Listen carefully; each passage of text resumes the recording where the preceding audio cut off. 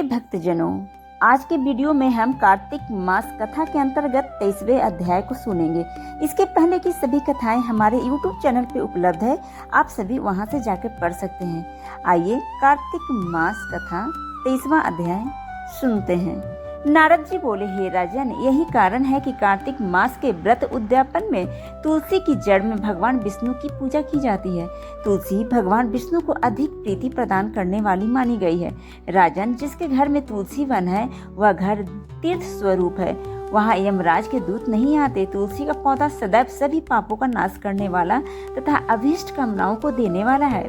जो श्रेष्ठ मनुष्य तुलसी का पौधा लगाते हैं वे यमराज को नहीं देखते। नर्मदा का दर्शन, गंगा का स्नान और तुलसी वन का संसर्ग, ये तीनों एक समान कहे गए हैं। जो तुलसी की मंजरी से संयुक्त होकर प्राण त्याग करता है वह सैकड़ों पापों से युक्त ही क्यों न हो तो भी यमराज उसकी ओर नहीं देख सकते।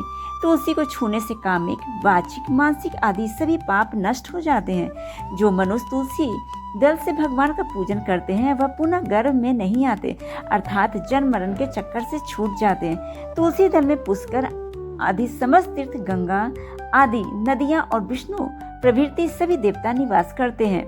हे राजन, जो मनुष्य तुलसी के काष्ठ का चंदन लगाते हैं उन्हें सहज ही मुक्ति प्राप्त हो जाती है और उनके द्वारा किए गए पाप उनके शरीर को छू भी नहीं पाते। जहाँ तुलसी के पौधे की छाया होती है वहाँ पितरों की तृप्ति के लिए श्राद्ध करना चाहिए।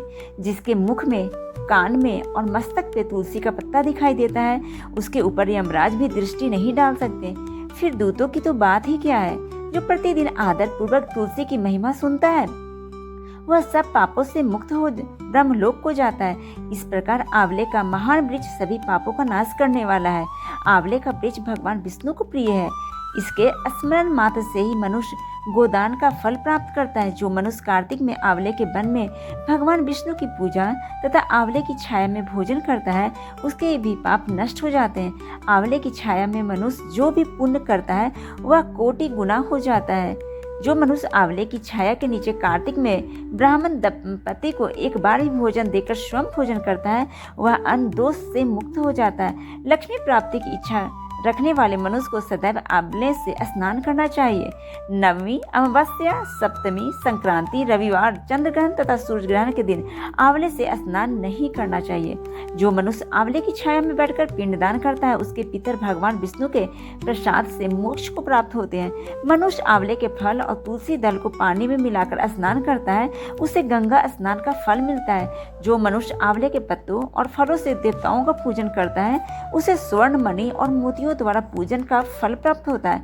कार्तिक मास में जब सूर्य तुला राशि में होता है तब सभी तीर्थ, ऋषि, देवता और सभी यज्ञ आंवले के वृक्ष में वास करते हैं। जो मनुष्य द्वादशी तिथि को तुलसी दल और कार्तिक में आंवले की छाया में बैठकर भोजन करता है उसके 1 वर्ष तक अन्न संसर्ग से उत्पन्न हुए पापों का नाश हो जाता है।